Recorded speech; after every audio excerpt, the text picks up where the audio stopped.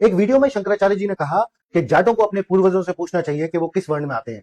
तभी याद आया वो राजा जिसने 3,500 एकड़ जमीन समाज के लिए दान कर दी। फिर याद आया वो राजा जिसकी वजह से आज हम मथुरा वृंदावन के मंदिरों में बैठ के भगवान श्री कृष्ण की पूजा कर लेते हैं। और फिर याद आया वो नौजवान जिसने जीते जी मुगलों से अपनी खाल उतरवाना तो मंजूर किया, लेकिन अपना धर्म छोड़ना मंजूर नहीं किया।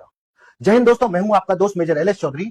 इंटरनेट पे ब्राउज करते करते मेरे सामने एक वीडियो आया जिसमें शंकराचार्य जी कह रहे थे कि जाटों को अपने पूर्वजों से पूछना चाहिए कि वो किस वर्ण में आते हैं और फिर उसका पालन करना चाहिए। तो मुझे बहुत सारी चीजें याद आई, सोचा आपके साथ भी शेयर करता हूं।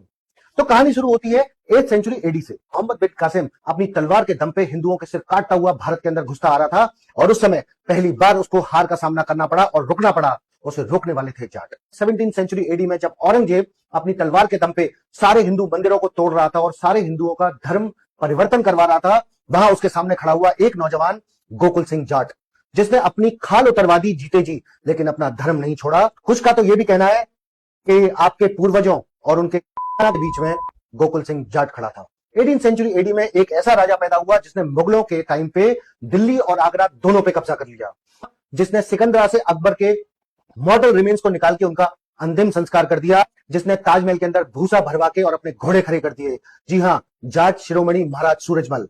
एक ऐसा राजा खड़ा हुआ जिसके पास जब एक हरिजन लड़का एक ब्राह्मण लड़की की चिट्ठी लेके और एक धागा लेके पहुंचा, तो उसने उस धागे को राखी समझ के आगरा पे हमला कर दिया और उस ब्राह्मण लड़की के बचा के लाए इज्जत के साथ।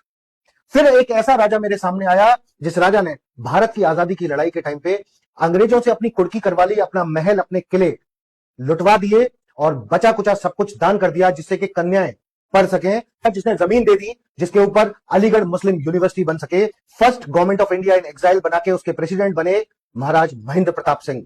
और फिर मुझे याद आई इंडियन आर्मी।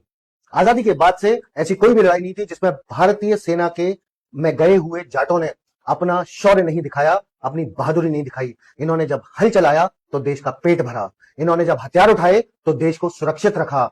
ये वही थे जो बॉलीवुड में गए तो धर्मेंद्र, सनी देओल और रणदीप हुड्डा बन गए।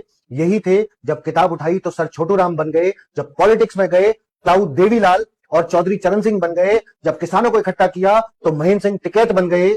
जब कुश्ती लड़ने गए तो 500 कुश्ती बिना हारे वर्ल्ड चैंपियन दारा सिंह बन गए।